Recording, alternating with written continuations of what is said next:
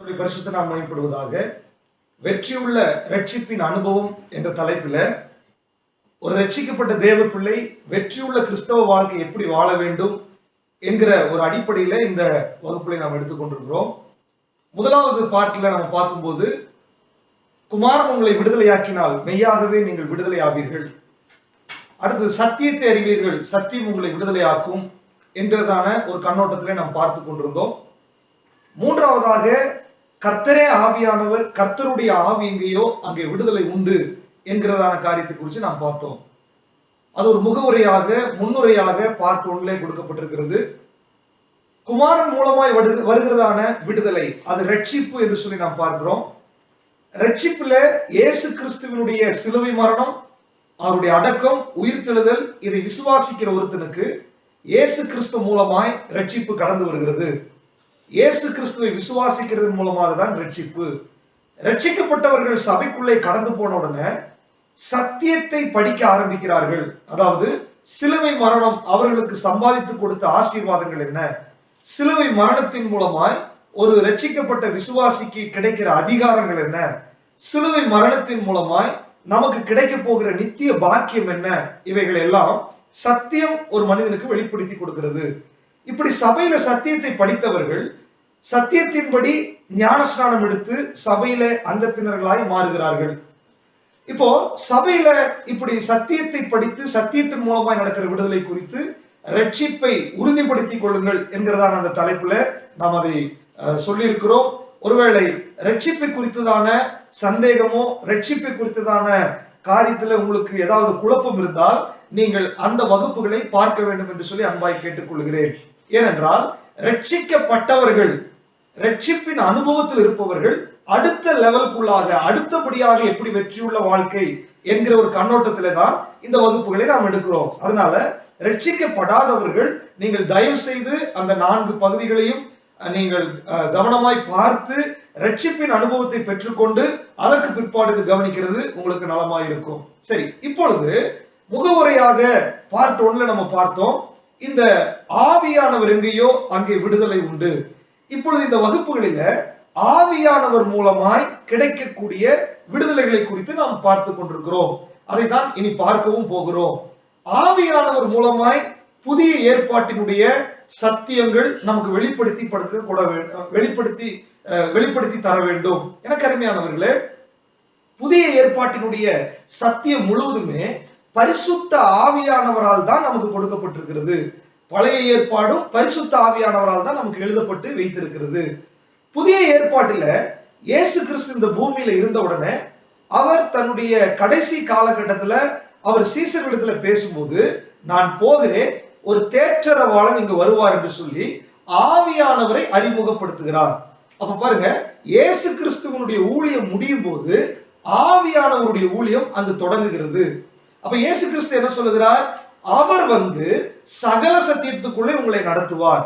அப்ப ஆவியானவர் நம்மை சத்தியத்துக்குள்ளே நடத்துகிறவர் என்று சொல்லி ஆவியானவருடைய ஊழியத்தை குறித்து நாம் பார்க்கிறோம். அதுக்கு பிற்பாடு பாத்தீங்கன்னா, ரோமர் எழுதின நிருபம் 8ஆம் அதிகாரத்தில் நாம் வாசிக்கிறோம், ஆவியானவர் நம்முடைய பலவீனங்களிலே நமக்கு உதவி செய்கிறவர், ஆவியானவர் நமக்கு சப்போர்ட் பண்ணுகிறவர் என்பதை குறித்து நாம் வாசிக்கிறோம். அடுத்ததாக அப்போஸ்தலனாகிய பவுல் 2 கொரிந்தியர்ல எழுதும்போது அதனுடைய 3ஆம் அதிகாரத்துல இந்த புதிய ஏற்பாட்டினுடைய சத்தியம் அது ஒரு புதிய உடன்படிக்கை என்று சொல்லி அங்க சொல்லுகிறார். தீமோத்தேயுக்கு நிருபத்தில் நாம் வாசிக்கிறோம், இயேசு கிறிஸ்து புதிய உடன்படிக்கையினுடைய மத்தியஸ்தராய் இருக்கிறார். பழைய ஏற்பாடு உண்டு, புதிய ஏற்பாடு உண்டு. அதுபோல பழைய உடன்படிக்கை உண்டு, புதிய உடன்படிக்கை உண்டு. பழைய உடன்படிக்கையில நியாயப்பிரமாணம் தான் அங்க ஆளுகை செய்து கொண்டிருந்தது. நியாயப்பிரமாணம் தான், நியாயப்பிரமாணத்துக்கு கீழ்ப்படுகிறவர்களுக்கு தான் அங்கே விடுதலை கிடைத்துக் கொண்டிருந்தது. அதுவும் தற்காலிகமானது. இயேசு கிறிஸ்து வந்தவுடனே வேதம் சொல்லுகிறது, இயேசு கிறிஸ்து நியாயப்பிரமாணத்தினுடைய முடிவாய் இருக்கிறார். என்றைக்கு இயேசு வந்தாரோ அன்றைக்கு நியாயப்பிரமாணம் முடிவு பெறுகிறது. இயேசு கிறிஸ்து நியாயப்பிரமாணத்தை முடிவுக்கு கொண்டு வந்து அவர் புதிய ஏற்பாட்டை துவங்குகிறார். அப்படி என்று சொன்னால் புதிய உடன்படிக்கை இயேசு கிறிஸ்து மூலமாய் உண்டாக்கப்படுகிறது. இப்போ பழைய உடன்படிக்கையை நியாயப்பிரமாணம் கண்ட்ரோல் பண்ணி கொண்டிருந்தது என்று சொன்னால், இந்த புதிய உடன்படிக்கையை ஆவியானவர் கண்ட்ரோல் பண்ணுகிறார். இயேசு கிறிஸ்து ரட்சிப்பை நமக்கு ஏற்படுத்தி கொடுத்து ஆவியானவரை செயல்படுத்தி விட்டு அவர் போகிறார். அப்ப ஆவியானவர் தான் இந்த புதிய உடன்படிக்கையில செயல்படுகிறார். நாம் பார்ட் 1லயே நம்ம வாசிச்சோம். இந்த புதிய உடன்படிக்கை பேசும்போது ஆவியானவர் ஆவியானவர் என்று நம்ம சொல்லும் போது நீங்க குழம்ப கூடாது. இயேசு கிறிஸ்து எனக்குள் இருக்கிறார், ஆவியானவர் எனக்குள் இருக்கிறார், பிதாவானவர் எனக்குள் இருக்கிறார் என்று சொல்லி வசனங்கள் எல்லாம் நம்ம பார்த்தோம். இது நாம் புரிந்து கொள்ள வேண்டிய ஒரே விஷயம், திரித்துவம் உள்ள தேவன் எனக்குள்ளே வாசம் பண்ணுகிறார். திரித்துவம் உள்ள தேவன் எனக்குள்ளே என்னை ரட்சித்து எனக்குள்ளே வாசம் பண்ணுகிறார் என்ற சத்தியத்தை நீங்கள் அடிப்படையாக புரிந்திருக்க வேண்டும். இந்த புதிய ஏற்பாட்டு புதிய உடன்படிக்கையில ஆவியானவருடைய செயல்பாடு அதிகமாக இருப்பதனால் ஆவியானவர் அந்த பெந்தெகோஸ்தே நாளுக்கு பிற்பாடு ஆவியானவர் செயல்படுகிறதுனால இப்பொழுது ஆவியானவர் ஆவியானவர் என்று சொல்லி ஆவியானவர் குறித்து நாம் படிக்கிறோம். பலருக்கும் இந்த ஆவியானவர் என்று சொன்னாலே அலர்ஜி. இப்ப பாருங்க, சபைகளிலே 2 பிரிவுகளாக இருக்கிறது. ஒன்று பரிசுத்த ஆவியினுடைய நிறைவுகளையும் பரிசுத்த ஆவியானவரால் நடத்தப்படுகிற பெந்தெகோஸ்தே அனுபவம் உள்ள சபைகள். இன்னொரு சபைகளை பார்த்தீங்கன்னு சொன்னா அவர்கள் பிரதரன் பேப்டிஸ்ட் என்று சொல்லி அவர்கள் பரிசுத்த ஆவியினுடைய அபிஷேகம் பரிசுத்த ஆவியினுடைய வரங்கள் இல்லை என்று சொல்லி வசனத்தின் அடிப்படையில ரட்சிப்போடு நிறுத்தி கொண்டு அங்கே செயல்படுகிற சபைகள் இருக்கிறது. இப்ப அவர்களுக்கு ஆவியானவர் என்ற வார்த்தை ஆவியானவர் ஆவியானவர் என்ற வார்த்தை அவர்களுக்கு அது சரியாக படுவதில்லை. அதே இந்த பெந்தெகோஸ்தே சபைகள்ல பாத்தீங்கன்னா ஆவியானவர் ஆவியானவர் ஆவியானவர் என்று அதிகமாக சொல்லப்படுகிறது. நீங்க சத்தியத்தை தான் புரிந்து கொள்ள வேண்டும். தயவு செய்து இந்த வகுப்புகளை நீங்க கவனிக்கும் போது எல்லா டினாமினேஷனை விட்டு நீங்கள் தயவு செய்து வெளியே வர வேண்டும். அதாவது நீங்க டினாமினேஷனுக்குள்ள இருந்துக்கோங்க. வசனம் வாசிக்கும் போதும் ஜெபிக்கும் போதும் நீங்கள் ஒரு மனிதனாய் இருந்து ஆண்டவரை பார்த்தால் மட்டுமே தேவன் உங்களுக்கு வெளிப்படுத்துகிறது உங்களால் புரிந்து கொள்ள முடியும். நீங்க ஒரு டினாமினேஷனுக்குள்ள இருந்தால் வசனம் அந்த டாக்டரின் நீங்க இருக்கிற டினாமினேஷன் என்ன உபதேசங்களை சொல்லுகிறதோ என்ன டாக்டரின் சொல்லுகிறதோ அந்த எல்லையை விட்டு நீங்க வசனத்தை யோசிக்கவே மாட்டீங்க. ஒருவேளை ஆவியானவர் உங்களுக்கு வெளிப்படுத்தி கொடுக்க வேண்டும் என்று விரும்பினாலும் நீங்கள் உங்களுக்கு ஒரு எல்லையை போட்டிருக்கிறதுனால அதற்கு மேலாக உங்களால் சிந்திக்க முடியாது. தயவு செய்து ஆவியானவரை டாக்டரின் என்ற ஒரு வட்டத்துக்குள் நிறுத்தி விடாதீர்கள். ஆவியானவரை டாக்டரினுக்குள்ளாக அடக்க முடியாது. டாக்டரின் என்பது மனிதர்களால் சபைக்காக அல்லது அவர்களுடைய சபை மக்களை சில கட்டுக்கோப்பாக வைப்பதற்காக ஏற்படுத்தப்பட்டது. ஆனால் சத்தியம் தேவனால் ஆவியானவரால் நமக்கு கொடுக்கப்பட்டிருக்கிறது. அப்ப சத்தியம் என்ன சொல்லுகிறதோ அதை தான் நாம் விசுவாசிக்க வேண்டுமே ஒழிய டாக்டரின் சொல்லுகிறதை நாம் பூர்ணமாக ஏற்றுக்கொள்ள முடியாது. காரணம், ஒவ்வொரு காலகட்டத்திலும் ஒவ்வொரு டாக்டரின் ஒரு விதமாக பேசுகிறது. ஆனால் எல்லாரும் படிக்கிற வேதம் ஒன்றுதான். அப்போ சத்தியம் என்னவோ அந்த சத்தியத்தை நாம் தெளிவாக புரிந்து கொள்ள வேண்டும் என்று ஆவியானவர் மூலமாய் நான் இப்பொழுது கேட்டுக்கொள்கிறேன். ஆவியானவர் நமக்கு அதற்கு உதவி செய்வாராக. எனக்கு அருமையானவர்களே, இப்பொழுது இந்த புதிய உடன்படிக்கையில ஆவியானவரை குறித்து தான் நம்ம பேச போகிறோம். ஆவியானவருடைய செயல்பாடு ஆவியானவருடைய உதவி இல்லாதபடிக்கு ஒரு வெற்றி உள்ள வாழ்க்கை வாழ முடியாது. சரி, புதிய உடன்படிக்கையில ஆவியானவர் என்று பேசினாலே பரிசுத்த ஆவியானவருடைய அபிஷேகத்தை அவாய்ட் பண்ண முடியாது. ஆவியானவர் குறித்து பேசினாலே அப்போஸ்தல நடபடிகள் 2ஆம் அதிகாரத்தில் சொல்லப்படுகிற பரிசுத்த ஆவியினுடைய நிறைவை நாம் பேசாமல் இருக்க முடியாது. ஏனென்றால் அதுதான் ஆவியானவருடைய ஊழியத்தினுடைய தொடக்கமான ஒரு நாளாக இருக்கிறது. அப்படின்னு சொன்னா வேத புஸ்தகத்துல பரிசுத்த ஆவியானவருடைய அபிஷேகம் என்றும் பரிசுத்த ஆவியானவருடைய ஞானஸ்நானம் என்றும் பரிசுத்த ஆவியானவருடைய நிறைவு என்றும் சொல்லப்படுகிறது. இப்ப பாருங்க, வேத புஸ்தகத்துல ரட்சிக்கப்படும் போது ஒரு மனிதனை தேவன் பரிசுத்த ஆவியினாலதான் இடைபடுகிறார். பரிசுத்த ஆவியானவருடைய செயல்பாடு இல்லாதபடிக்கு ஒரு மனுஷன் ரட்சிக்கப்பட முடியாது. நீங்க வாசிங்க ஒரு வசனத்தை, எபேசியர்கள் நிருபம் 1ஆம் அதிகாரம் 13வது வசனத்தை வாசிங்க. நீங்களும் உங்கள் ரட்சிப்பின் சுவிசேஷமாகிய சத்திய வசனத்தை கேட்டு விசுவாசிகளான போது வாக்குத்தத்தம் பண்ணப்பட்ட பரிசுத்த ஆவியால் அவருக்குள் முத்திரை போடப்பட்டீர்கள். பாருங்க, ரட்சிக்கப்படும் போதே பரிசுத்த ஆவியானவருடைய செயல்பாடு இருக்கிறது. இப்போ பரிசுத்த ஆவியானவருடைய அபிஷேகம், பரிசுத்த ஆவியானவருடைய நிறைவு, பரிசுத்த ஆவியானவருடைய ஞானஸ்நானம், இவைகள் வேத புஸ்தகத்தில் சொல்லப்பட்டிருக்கிறதா? பலரும் என்ன சொல்றாங்கன்னா, அபிஷேகம் என்ற வார்த்தையே புதிய ஏற்பாட்டுல இல்லை. அப்போ புதிய ஏற்பாட்டுல இருக்குதா என்று சொல்லி நம்ம பார்க்க போகிறோம். இந்த வகுப்புல பரிசுத்த ஆவியினுடைய அபிஷேகம் இருக்கிறதா, அது சரித்திர சம்பவமா, அது இன்றைக்கும் இருக்கிறதா என்கிறதான காரியங்கள் எல்லாம் நாம் படிக்க போகிறோம். ஏனென்றால் ஒரு வெற்றியுள்ள கிறிஸ்தவ வாழ்க்கைக்கு இது மிக மிக இன்றியமையாததா இருக்கிறது. வாசிக்கலாம். 2 கொரிந்தியர் 1ஆம் அதிகாரம் 21வது வசனம். உங்களோட கூட எங்களையும் கிறிஸ்துவுக்குள் ஸ்திரப்படுத்தி நம்மை அபிஷேகம் பண்ணினவர் தேவனே. அபிஷேகம் பண்ணினவர். இங்க பாருங்க, அபிஷேகம் என்ற ஒரு வார்த்தை சொல்லப்பட்டிருக்கிறது. வாசிங்க.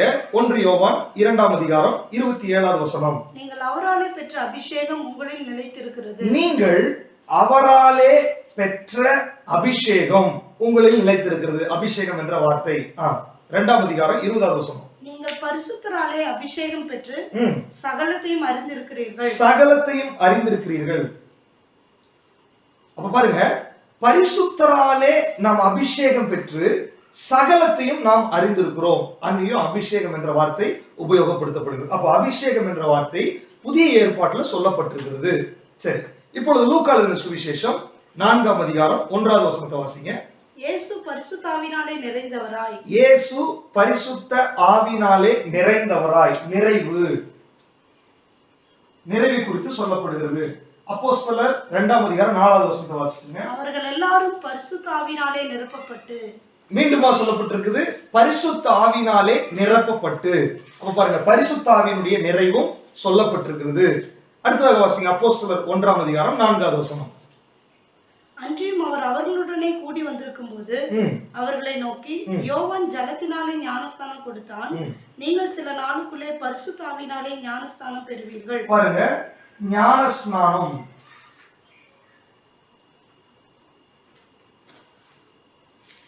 பரிசுத்த ஆவியினாலே ஞானஸ்நானம் பெறுகிறது. அப்ப பாருங்க, அபிஷேகம், நிறைவு, ஞானஸ்நானம், இது எல்லாமே பரிசுத்த ஆவியானவரால் செயல்படுத்துகிற அனுபவங்கள். இந்த அனுபவங்கள் அப்படின்னு சொன்னா, அபிஷேகம் என்றால் பழைய ஏற்பாட்டுல ராஜாக்களுக்கு, தீர்க்கதரிசிகளுக்கு, ஆசாரியர்களுக்கு இந்த அபிஷேகம் கொடுக்கப்பட்டது. அபிஷேகம் என்ற வார்த்தை அதிகாரப்படுத்துவது. யாருக்கு அபிஷேகம் பண்ணப்படுகிறதோ அவர்களுக்கு தேவன் அதிகாரத்தை கொடுக்கிறார். அபிஷேகம் பண்ணப்படுகிறவர்கள் அந்த குறிப்பிட்ட வேலையை செய்யும்படியாக பிரித்தெடுக்கப்பட்டு அதிகாரப்படுத்தப்படுகிறார்கள். அது மாத்திரமல்ல, அபிஷேகம் பண்ணப்படுகிறவர்கள் எந்த வேலைக்காக அவர்களை தெரிந்தெடுத்தாரோ அந்த வேலையை திறம்பட செய்யக்கூடிய ஞானமும் அந்த அபிஷேகத்தாலே பெற்றுக் கொள்ளுகிறார்கள். இதுதான் பழைய ஏற்பாட்டுல நடந்த அபிஷேகத்துல நாம் பார்க்க முடிகிறது. இப்போ பரிசுத்த ஆவியானவர் அபிஷேகிக்கிறார். அபிஷேகம் என்பது தலையிலே ஊற்றப்பட்டு அது உடலிலே வழிகிறது. இது அபிஷேகம். அடுத்தது பரிசுத்த ஆவியினுடைய நிறைவு அப்படின்னு சொன்னா, ஒரு பாத்திரம் எப்படி நிறைகிறதோ அது போல பரிசுத்த ஆவியானவரால் நிரப்பப்படுகிறது. ஏனென்றால் பரிசுத்த ஆவியானவரை ஒரு நதி கொப்பனையாக சொல்லப்பட்டிருக்கிறது. பரிசுத்த ஆவியானவரை ஊற்று நீர் கொப்பனையாக சொல்லப்பட்டிருக்கிறது. அப்போ பரிசுத்த ஆவியானவர் ஒரு மனிதனை நிறைக்கிறதுக்கு பேர் தான் நிறைவு. நிறைவு எப்படி சம்பவிக்கிறது? ஆவியானவரோட நெருங்கிய தொடர்பு இருக்கும் பொழுது வசனத்துல, ஜெபத்துல இவர்கள் ஆவியானவருக்கு முழுமையாய் தங்களை விட்டு கொடுக்கும் போது ஆவியானவர் அவர்களை நிறைக்கிறார். அது பரிசுத்த ஆவியினுடைய நிறைவு. அடுத்து பாத்தீங்கன்னா பரிசுத்த ஆவியினுடைய ஞான ஸ்நானம் அப்படின்னு சொன்னா, ஏன் அந்த பேர்ல சொல்றாங்க அப்படின்னா, இந்த பரிசுத்த ஆவியினுடைய நதிக்குள்ளாக முழுகுகிற அனுபவம். எசேக்கியேல் தீர்க்கதரிசியில் நான் வாசிக்கிறோம், கணுக்கால் அளவில், முழங்கால் அளவில், இடுப்பு அளவில் நீச்சல் ஆழத்திற்குள்ளாக அவனை கொண்டு போகிறார். அப்போ அந்த நதி என்பது பரிசுத்த ஆவியானவரையும் அந்த தீர்க்கதரிசியை அழைத்து கொண்டு போகிறது பரிசுத்த ஆவியினாலே ஞானஸ்நானம் பெறுகிறதையும் அடையாளப்படுத்துகிறது. அப்ப பாருங்க, பரிசுத்த ஆவியானவருடைய நதிக்குள்ளே முழுகுகிற அனுபவத்தை ஞானஸ்நானம் என்று சொல்லுகிறோம். அல்லது எனக்குள்ள இருக்கிற ஜீவ நதி எனக்குள்ளே பொங்கி ஓவர்ஃப்ளோ ஆகி வரும்போது ஆண்டவர் என்ன சொல்றாரு? என்னை விசுவாசிக்கிறவனுடைய உள்ளத்திலிருந்து ஜீவ தண்ணீர் உள்ள நதிகள் ஓடும். அப்ப அந்த ஜீவ தண்ணீர் உள்ள நதிகள் ஓடுகிறதை அது ஞானஸ்நானம் என்று சொல்லுகிறோம். பாருங்க, ஆவியானவர் அபிஷேகம் பண்ணும்போது அந்த அபிஷேக தைலம் தலையில விழுகிறதுனால அதிகாரப்படுத்துகிறது. அதுக்கு பேர் அபிஷேகம் என்று சொல்லுகிறோம். அடுத்தது அது நம்மை நிறைக்கிறதுனால பரிசுத்த ஆவியினுடைய நிறைவு என்று சொல்லுகிறோம். அந்த நதிக்குள்ளாக நாம் ஆழமாய் முழுகுகிறதுனால அது ஞானஸ்நானம் என்று சொல்லுகிறோம். இது ஒவ்வொரு லெவலாக பரிசுத்த ஆவியானவருடைய அபிஷேகத்தை இப்படி அபிஷேகம், நிறைவு, ஞானஸ்நானம் என்று சொல்லி பரிசுத்த ஆவியானவரால் நடத்தப்படுகிறதை நாம் அழைக்கிறோம். இப்பொழுது நம்ம அப்போஸ்தலர் 2ஆம் அதிகாரத்துல வாசிச்சோம், சீசர்கள் நிரப்பப்பட்டார்கள். லூக்கா 4ல வாசிச்ச 4:1 இயேசு நிரப்பப்பட்டார். எனவே இப்ப நிறைவுன்ற வேர்டை நம்ம எடுத்துக்கொள்கிறோம். அப்ப பரிசுத்த ஆவியானவருடைய நிறைவு, அது அந்த பரிசுத்த ஆவியானவருடைய நிறைவு ஒரு கிறிஸ்தவ வாழ்க்கையில நமக்கு கண்டிப்பாக தேவை. பரிசுத்த ஆவியினுடைய நிறைவு இல்லாதபடிக்கு வெற்றியுள்ள வாழ்க்கை வாழ முடியாது. பரிசுத்த ஆவியினுடைய நிறைவு ஒரு மனுஷனுக்கு கண்டிப்பாக பெற்றுக்கொள்ள வேண்டிய ஒரு அனுபவம். சரி, இப்பொழுது பல சபைகளுடைய பிரிவுகள் என்று சொல்லி நான் சொன்னேன். பரிசுத்த ஆவியினுடைய நிறைவு இல்லை என்றும் பரிசுத்த ஆவியினுடைய நிறைவு இருக்கிறது என்று சொல்லி 2 விதமாக உபதேசங்களை சொல்லுகிறார்கள். இப்போ நடுவில் இருக்கிறவங்களுக்கு ஒரே குழப்பமா இருக்கும், ஆவியானவருடைய நிறைவு இருக்குதா இல்லையா? எனக்கு அருமையானவர்களே, வசனம் என்ன சொல்லுகிறதோ வசனத்தை நாம பார்க்கும்போது வசனம் சொல்லுகிறது தான் நம்ம ஃபாலோ பண்ண முடியுமே ஒழிய மனிதர்கள் சொல்லுவதை நாம் ஏற்றுக்கொள்ள முடியாது. அல்லது உபதேசம் என்பது மனிதனால் ஏற்படுத்தப்பட்டது, சத்தியம் என்பது ஆவியானவரால் கொடுக்கப்பட்டது. சத்தியம் என்ன சொல்லுகிறதோ அதைத்தான் நாம் ஃபாலோ பண்ண முடியுமே ஒழிய மனிதர்களால் ஏற்படுத்தப்பட்ட உபதேசத்துக்கு நாம் கீழ்ப்படிய முடியாது. சரி, சத்தியம் என்ன சொல்லுகிறது? வாசிங்க, எபேசியர் நிருபம் 1ஆம் அதிகாரம் 13வது வசனம். நீங்களும் உங்கள் ரட்சிப்பின் சுவிசேஷமாகிய சத்திய வசனத்தை கேட்டு விசுவாசிகளான போது வாக்குத்தத்தம் பண்ணப்பட்ட பரிசுத்த ஆவியால் அவருக்குள் முத்திரை போடப்பட்டீர்கள். முத்திரை என்கிற ஒரு வார்த்தையை நாம் பார்க்கிறோம். பரிசுத்த ஆவியினாலே. இப்ப பாருங்க, பரிசுத்த ஆவியானவரால் முத்திரையிடப்படுகிறது. எப்போ? நீங்க ரட்சிப்பின் சுவிசேஷமாகிய சத்திய வசனத்தை கேட்கும் போது அல்லது நீங்க ரட்சிப்பை பெற்றுக் கொள்ளும் போது பரிசுத்த ஆவியினாலே முத்திரையிடப்படுகிறீர்கள். நீங்க sealed by the holy spirit. பரிசுத்த ஆவியானவர் உங்களை சீல் பண்ணுகிறார். பரிசுத்த ஆவியானவர் உங்களை ப்ரொடெக்ட் பண்ணுகிறார். அதைத்தான் அந்த வசனம் சொல்லப்பட்டிருக்கிறது. இப்போ பல சபைகள் நீங்க ரட்சிக்கப்படும் போதே பரிசுத்த ஆவியினால முத்திரையிடப்பட்டாச்சு அல்லவா, அதனால எதற்காக பரிசுத்த ஆவியினுடைய நிறைவு என்று சொல்லி பலரும் அதை கேட்கிறார்கள். அவர்களுக்காக நான் இதை சொல்லுகிறேன். பரிசுத்த ஆவியானவருடைய நிறைவு நமக்கு தேவையா இல்லையா? இந்த வசனங்களின் மூலமாக நாம் புரிந்து கொள்ளலாம். நாம் எப்போதுமே ஒரு சத்தியத்தை பார்க்கும்போது இயேசு கிறிஸ்துவனுடைய வாழ்க்கையில் அது இருந்திருக்கணும். இயேசு கிறிஸ்து சொன்னதை சீசர்கள் கை கொண்டிருக்கணும். சீசர்கள் கை கொண்டதை நிரூபங்களிலே எழுதப்பட்டிருக்கணும். இந்த மூன்றும் இல்லாத எந்த சத்தியத்தையும் நாம் அனுபவபூர்வமாக எடுத்துக்கொள்ள முடியாது. இது நமக்கு ஒரு தெளிவான ஒரு கன்ஃபர்மேஷனாக நமக்கு இருக்கும். சரி, அப்ப பரிசுத்த ஆவியானவருடைய நிறைவும் இப்படி இயேசு கிறிஸ்துவனுடைய வாழ்க்கையில் இருந்திருக்கிறதா அல்லது சீசருடைய வாழ்க்கையில் இருந்திருக்கிறதா, அவர்கள் உபதேசித்திருக்கிறார்களா என்று சொல்லி நாம் வேதத்துல வாசித்தால் அது இருந்தால் நாம் கண்டிப்பாக அதை நாம் கை கொண்டுதான் ஆக வேண்டும். அது இருக்கிறதா இல்லையா என்பதை நாம் இப்பொழுது பார்க்க போகிறோம். முதலாவது இயேசு கிறிஸ்துவை குறித்து நாம் வாசிக்கலாம். இயேசு கிறிஸ்துவை குறித்து வாசிக்கும் போது மத்தேயு எழுதின சுவிசேஷம் 1ஆம் அதிகாரம் 18வது வசனத்தை வாசிங்க. இயேசு கிறிஸ்துவினுடைய ஜனனத்தின் விவரமாவது, அவருடைய தாயாகிய மரியாள் யோசேப்புக்கு நியமிக்கப்பட்டிருக்கையில் அவர்கள் கூடி வரும் முன்னே அவள் பரிசுத்த ஆவியினாலே கர்ப்பவதி ஆனாள் என்று காணப்படும். பாருங்க, இயேசு கிறிஸ்து பிறக்கும் போது மரியாளுடைய வயிற்றிலே அந்த கரு உருவாகும் போது அது பரிசுத்த ஆவியினாலே உற்பத்தி ஆனது. அப்ப பாருங்க, இந்த கரு உருவானதே பரிசுத்த ஆவியினாலே. நல்லா தெரிஞ்சுக்கோங்க, பரிசுத்த ஆவியினாலதான் இயேசு கிறிஸ்து என்ற கருவே உற்பத்தி ஆனது. இப்ப லூக்கா 4ஆம் அதிகாரம் 1வது வசனத்தை வாசிங்க. இயேசு பரிசுத்த ஆவியினாலே நிறைந்தவராய். இயேசு அடுத்தது பாத்தீங்கன்னா பரிசுத்த ஆவியினாலே நிறைந்தார். நிறைவு. இப்ப பாருங்க, இந்த கரு பரிசுத்த ஆவியில தான் உற்பத்தி ஆச்சு. இப்போ ஒரு லட்டு சர்க்கரையில தான் உற்பத்தி ஆகுது. அந்த லட்டு சாப்பிடுறதுக்கு எக்ஸ்ட்ரா சர்க்கரை நமக்கு தேவையில்லை. அதே மாதிரி பரிசுத்த ஆவியினாலே உற்பத்தியான இயேசு கிறிஸ்து பரிசுத்த ஆவியினுடைய நிறைவு எதற்காக பெற்றுக்கொள்ள வேண்டும்? நீங்க நல்லா தெரிஞ்சுக்கணும். இந்த இடத்துல இயேசு என்ற கரு உண்டாவதற்கு பரிசுத்த ஆவியானவர் கிரியை செய்தார். ஆனால் இங்கே இயேசுவை நிறைக்கும்படியாய் பரிசுத்த ஆவியானவர் கிரியை செய்தார். நல்லா கவனிச்சுக்கணும். இப்ப பாருங்க, சீசர்களுடைய வாழ்க்கை கவனிங்கள. யோவான் எழுதின சுவிசேஷம் 20ஆம் அதிகாரம் 22வது வசனம். அவர்கள் மேல் ஊதி, இப்பொழுது சீசர்கள் குறித்து சொல்லப்பட்டிருக்கிறது. வாசிங்க. அவர்கள் மேல் ஊதி பரிசுத்த ஆவியை பெற்றுக் கொள்ளுங்கள். இப்ப பாருங்க, சீசர்கள் இடத்துல ஊதி. இப்ப பாருங்க, இயேசு கிறிஸ்து மரித்து அடக்கம் பண்ணப்பட்டு உயிர் தெழுந்ததுக்கு பிற்பாடு அதற்கு முன்பாக சீசர்கள் இயேசு கூட தான் இருந்தாங்க. ஆனால் இயேசு சிலுவையில் அடிக்கப்பட்டு எப்பொழுது உயிர் தெழுந்தாரோ அப்பதான் இந்த உலகத்துக்கு ரட்சிப்பே வந்தது. அப்போ உயிர் தெழுந்த இயேசு கிறிஸ்து சீசர்களை சந்திக்கும் போது இப்பொழுது அவர்கள் மேல் ஊதுகிறார். அப்போ அந்த சீசர்கள் மேல் ஊதுகிறதை ஒரு ரட்சிப்பின் அனுபவமாக கூட நம்ம எடுத்துக்கொள்ளலாம். ஏன்னா அவர் உயிர்ப்பிக்கப்பட்டதுக்கு பிற்பாடு தான் ரட்சிப்பே வருகிறது. சிலுவையில் அடிக்கப்பட்டதுக்கு பிற்பாடு தான் ரட்சிப்பே வருகிறது. அது வரைக்கும் சீசர்கள் இயேசு கூட தான் இருந்தாங்க. ஆனால் சிலுவையில் அடிக்கப்பட்டதுக்கு பிற்பாடு இப்பொழுது ஊதுகிறார் பரிசுத்த ஆவியானவரை. அப்ப பாருங்க, பரிசுத்த ஆவி சீசர்களுக்கு ஊதப்படுகிறது. இப்ப பாருங்க, அப்போஸ்தலர் நடவடிக்கைகள் 2ஆம் அதிகாரம் 4வது வசனம். அவர்கள் எல்லாரும் பரிசுத்த ஆவியினாலே நிரப்பப்பட்டு, அவர்கள் எல்லாரும் பரிசுத்த ஆவியினாலே நிரப்பப்பட்டார்கள். பாருங்க, ஊதி பரிசுத்த ஆவியை பெற்றுக் கொண்டவர்கள் இன்னொரு காரியம் நடக்கிறது, நிரப்பப்படுகிறார்கள். நிறைவு. அப்ப சீசருடைய வாழ்க்கையிலும் பாருங்க, அவங்களுக்கு பரிசுத்த ஆவியினாலே ஊதப்படுகிற ஒரு அனுபவம் இருக்கிறது, நிரப்பப்படுகிற ஒரு அனுபவம் இருக்கிறது.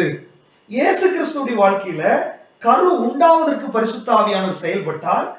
அது இயேசுவை நிறைக்கிறதுக்கும் பரிசுத்த ஆவியானவர் செயல்பட்டார். சீசருடைய வாழ்க்கையில அவர்களுக்குள்ள ரட்சிப்பு உண்டாவதற்காக அல்லது அவர்களுக்குள்ள ஊதி கரு உருவாகிறதுக்காக பரிசுத்த ஆவியானவர் செயல்பட்டார். அடுத்தது அவர்களை நிறைக்கிறதுக்காக பரிசுத்த ஆவியானவர் செயல்பட்டார். இங்க நல்லா கவனிச்சுக்கோங்க. இப்போ இயேசு கிறிஸ்து 30 வருடம் பெற்றோர்களுக்கு கீழ்ப்படிந்திருந்தார். என்றைக்கு பிதாவின் சித்தத்தை நிறைவேற்றுவதற்கு ஸ்டெப் எடுத்தாரோ அல்லது என்றைக்கு பிசாசை எதிர்க்கிறதுக்கு தன்னுடைய ஊழியத்தை தொடங்கினாரோ, என்றைக்கு தன் மேல பிதா வச்சிருக்கிற சித்தத்தை நிறைவேற்றுவதற்கு தன்னை ஒப்பு கொடுத்து அதை தொடங்கினாரோ அன்னைக்கு அவருக்கு பரிசுத்த ஆவியுடைய நிறைவு தேவைப்பட்டது. சீசர்களை பாருங்க, இயேசு கிறிஸ்து கூடவே தான் இருந்தாங்க.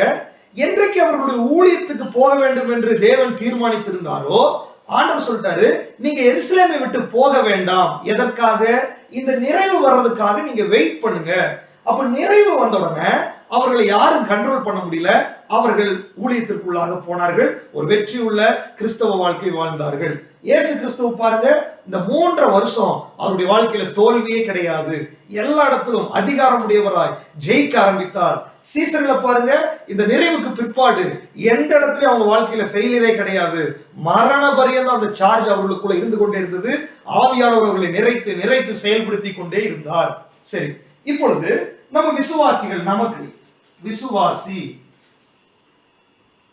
இப்ப நம்ம ரட்சிக்கப்படுகிறோம். ரட்சிக்கப்படும் போது என்ன நடக்கிறது? யோவான் எழுதின சுவிசேஷம் 16ஆம் அதிகாரம் 8வது வசனம் வாசிங்க. அவர் வந்து பரிசுத்த ஆவியானவர் வந்து பாவத்தை குறித்தும் நீதியை குறித்தும் நியாய தீர்ப்பை குறித்தும் உலகத்தை கண்டித்து உணர்த்துகிறார். நல்லா கவனிச்சுக்கோங்க. நீங்க இயேசு கிறிஸ்துவை விசுவாசிக்கும் போது அங்கே உங்களுக்கே தெரியாம ஒரு விஷயம் நடக்கிறது. என்ன நடக்கிறது? ஆவியானவர் உங்களுக்குள்ளே வந்து அந்த கன்விக்ஷனை அவர்தான் கொண்டு வருகிறார். அந்த உணர்வை அவர்தான் கொண்டு வருகிறார். நான் பாவி, என் பாவத்திற்காக இயேசு மரித்தார் என்ற அந்த உணர்வே நம்மால் வருகிறதல்ல, பரிசுத்த ஆவியானவர் நமக்குள்ளே கிரியை செய்கிறதுனால் வருகிறது. அப்ப பாருங்க, ரட்சிப்பு என்ற விஷயம், இந்த விஷயத்துல இந்த பரிசுத்த ஆவியானவருடைய வேலை கண்டிப்பாக இருக்கிறது. இயேசு கிறிஸ்து கரு உருவாகிறதுக்கு ஆவியானவர் செயல்பட்டது போல, சீசர்களிடத்தில் ஊதுவதற்கு ஆவியானவர் செயல்பட்டது போல, ஒரு விசுவாசியுடைய வாழ்க்கையில இயேசு பிறப்பதற்கு அல்லது ரட்சிப்படைவதற்கு, உயிர்ப்பிக்கப்படுவதற்கு பரிசுத்த ஆவியானவர் தேவை. சரிங்களா? இப்ப பாருங்க, பரிசுத்த ஆவியானவர் ரட்சிப்புல பயன்படுகிறார். இயேசு கிறிஸ்துவுக்கு கருவுருவாக பயன்பட்டவர். இயேசு வெற்றியுள்ள வாழ்க்கை அல்லது ஊழியத்தை தொடங்கும் போது அவருக்கு நிறைவு தேவைப்பட்டிருந்தால், சீசருடைய வாழ்க்கையில அவர்கள் ஊழியத்துக்கு இயேசு கூடவே இருந்தவங்க பாருங்க, அவர்கள் இயேசுவுக்காக ஊழியம் செய்யறதுக்கு ஒரு நிறைவு அவர்களுக்கு தேவைப்பட்டிருந்தால், உங்களுக்கு எனக்கும் ரட்சிப்பின் அனுபவத்தில் ஆவியானவர் கிரியை செய்கிறது உண்மைதான். ஆனால் நிறைவு இல்லாதபடிக்கு வெற்றி உள்ள வாழ்க்கை வாழ முடியாது. நல்லா தெரிஞ்சுக்கோங்க, பரிசுத்த ஆவியுடைய நிறைவு நமக்கு அவசியம் தேவை. ஒவ்வொருத்தரும் நிரப்பப்பட வேண்டியது அவசியமாக இருக்கிறது. இப்ப ரட்சிக்கப்படும் போது என்ன நடக்கிறது?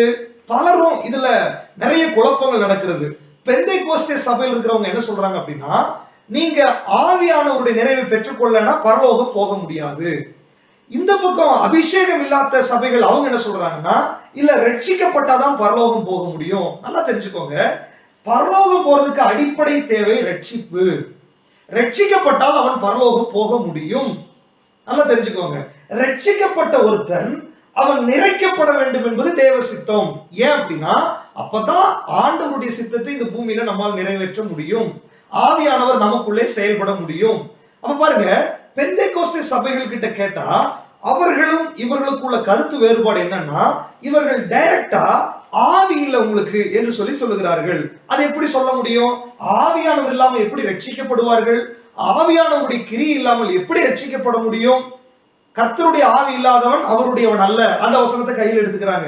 நல்லா தெரிஞ்சுக்கோங்க, ஆவியானவருடைய கிரியினால்தான் ஒருத்தர் ரட்சிக்கவே படுகிறான். அதனாலதான் சபைகள் உண்டா இருக்கிறது. அதனாலதான் அபிஷேகம் இல்லைனாலும் ஊழியங்கள் நடந்து கொண்டிருக்கிறது. நல்லா கவனிச்சுக்கோங்க. ஆனால் ஆவியானவருடைய நிறைவு நமக்கு தேவை. ஆவியானவருடைய நிறைவில் இருந்தா அவருடைய ஊழியத்தினுடைய லெவலே வேற மாதிரி இருக்கும். பரிசுத்த ஆவியானவருடைய நிறைவுல ஊழியம் செய்யறவரை பாத்தீங்கன்னா, கரெக்டான ரட்சிப்பின் அனுபவத்துல பரிசுத்த ஆவியினுடைய நிறைவில் இருக்கிறவர்களை பார்த்தீங்கன்னு சொன்னா அவருடைய ஊழியத்தினுடைய நிலைமை வித்தியாசமா இருக்கும். ஆவியானவர் பலமாய் கிரியை செய்வார். அவருடைய சபையில அற்புத அடையாளங்கள் நடக்கும். அப்போஸ்தல நடவடிக்கைகள்ல நடந்த ஊழியங்கள் அங்கே செயல்பட ஆரம்பிக்கும். ஆனால் நிறைவில்லாத சபைகளை பாத்தீங்கன்னா வெறும் வசனத்தை பேசிட்டு அப்படியே போயிட்டு ஒரு நிதானமா இருக்குமே ஒழிய சபை பெருகாது. அவர்களால மற்றவர்களுக்கும் பிரயோஜனம் இருக்காது. எங்கேயோ அங்கங்கே ரட்சிக்கப்படுவாங்க, ஒன்னோ ரெண்டோ, அல்லது அவங்க குடும்பத்துல பிறக்கிறவங்க, கல்யாணம் பண்றவங்க, இப்படித்தான் பெருகுமே ஒழிய ஜாதிகள் அவர்களுக்குள்ளாக வரமாட்டாங்க. ஜாதிகள் இயேசுவை அறியக்கூடிய வகையில தேவனுடைய வல்லமை அவர்களுக்குள் இருந்து வெளிப்படாது.